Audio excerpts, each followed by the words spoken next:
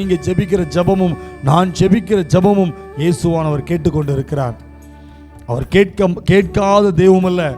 நீங்கள் ஜெபிக்கிற ஒவ்வொரு ஜெபத்தையும் என் தேவனாய கர்த்தர் கேட்டுக்கொண்டு இருக்கிறார். நீங்கள் ஜெபிக்கிற ஒவ்வொரு ஜெபத்திற்கும் என் தேவனாய கர்த்தர் பதில் கொடுக்கிறவராய் இருக்கிறார். நீங்கள் ஜெபிக்கிற ஒவ்வொரு ஜெபத்திற்கும் அவர் உங்களோடு கூட உங்க பக்கத்தில் வந்து நின்று நான் உனக்கு என்ன செய்ய வேண்டும் என்று சொல்லி உங்களை பார்த்தவர் கேட்கிற தேவனாய் இருக்கிறார். ஜெபிக்க மாத்திரம் மறந்துடாதீங்க. தேவனை கூப்பிட மாத்திரம் நீங்க மறந்துடாதீங்க. நான் கூப்பிட்டு என்னத்தை கண்டேன் என்று சொல்லி அவிசுவாசமா இல்லாதபடி கூப்பிடுவதை நிப்பாட்டாதீங்க.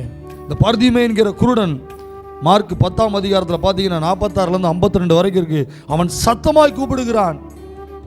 இயேசுவானவர் அழைத்து சொல்ல வரும்போது தன் மேலே கிடக்கிற அழுக்கு சட்டை, கையில் வச்சிருந்த தட்டு, கம்பு எல்லாத்தையும் தூரப்பட்டு இயேசுவானவர் எனக்கு சுகத்தை தருவார், இயேசுவானவர் எனக்கு பலனை தருவார், இன்றிலிருந்து என் வாழ்க்கை மாறுகிறது என்று சொல்லி அந்த பர்திமே என்கிற குருடனுக்குள் இருந்த ஒரு நம்பிக்கை, ஒரு விசுவாசம், ஒரு தைரியம் அவன் இயேசப்பாவை நோக்கி கூப்பிட்டது அவனுடைய வாழ்க்கையில் ஒரு வெற்றியை கொடுத்தது.